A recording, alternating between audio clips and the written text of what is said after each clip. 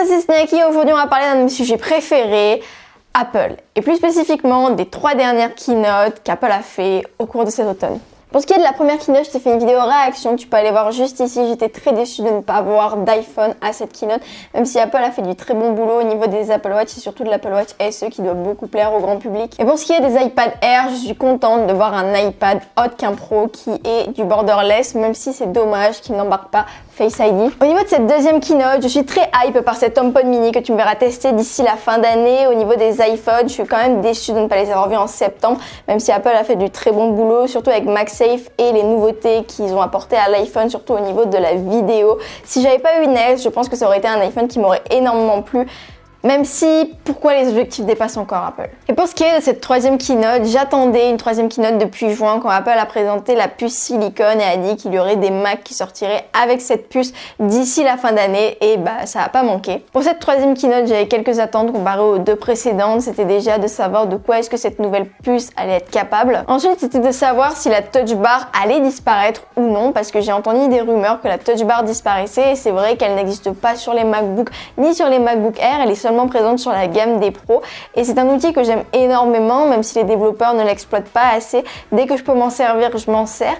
Et il y avait beaucoup de rumeurs justement qu'elle était vouée à disparaître, mais je suis contente de toujours la voir sur les MacBook Pro de cette année, en espérant que les développeurs s'en servent. Et enfin, j'espérais qu'Apple fasse quelque chose pour leurs applications pro, qui sont Final Cut, Logic Pro, Motion, Compressor et j'ai oublié le nom de la 5e. Que ce soit à Today at Apple ou alors dans un abonnement Apple One ou alors au sein gratuitement des applications ou même payants, j'attendais qu'Apple fasse des cours pour ces applications. Final Cut et Logic Pro sont des logiciels assez connus, donc on peut trouver des tutoriels rapidement sur internet ou des formations accessibles très rapidement, mais c'est pas le cas pour toutes les applications pro d'Apple et surtout de Motion. Motion, je suis sûre que c'est un outil très puissant, mais il n'existe rien à son sujet. Il y a pratiquement aucun tutoriel en ligne ou alors il date d'il y a je ne sais combien de temps et l'interface entre temps elle a changé.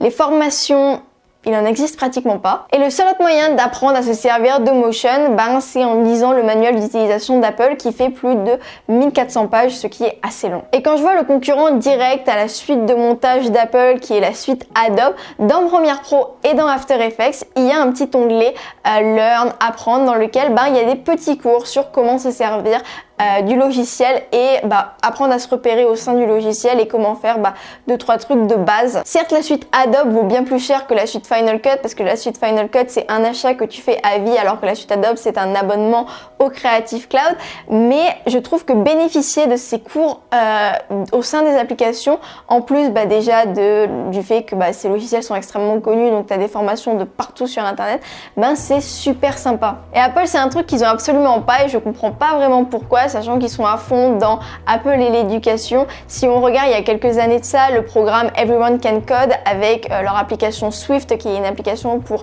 apprendre à coder ou même faire des petits codes pour développer des jeux, il y a dedans dans cette application un onglet pour apprendre les bases pour coder n'importe quoi. Qu'Apple fasse des petites formations de comment se servir de leur application pro à l'intérieur de ces applications ou même à travers un abonnement qui pourrait être compris dans Apple One, ça serait vraiment un plus selon moi pour le Mac et ses applications pro. Sachant qu'avec Big Sur, il y a quand même pas mal de changements, c'est quelque chose que j'espère vraiment qu'Apple fera au cours de ces futures années. Mais bref, j'espère que cette vidéo sur ce qu'Apple a fait cet automne t'aura plu. Je compte te faire d'autres vidéos sur certains produits spécifiques qu'Apple a sortis au cours des prochaines semaines et des prochains mois. En attendant, je te remercie d'avoir vu cette vidéo jusqu'à la fin. J'espère qu'elle t'aura plu. Dis-moi ce que tu en as pensé dans les commentaires. C'était Snacky et n'oublie pas, stay yourself.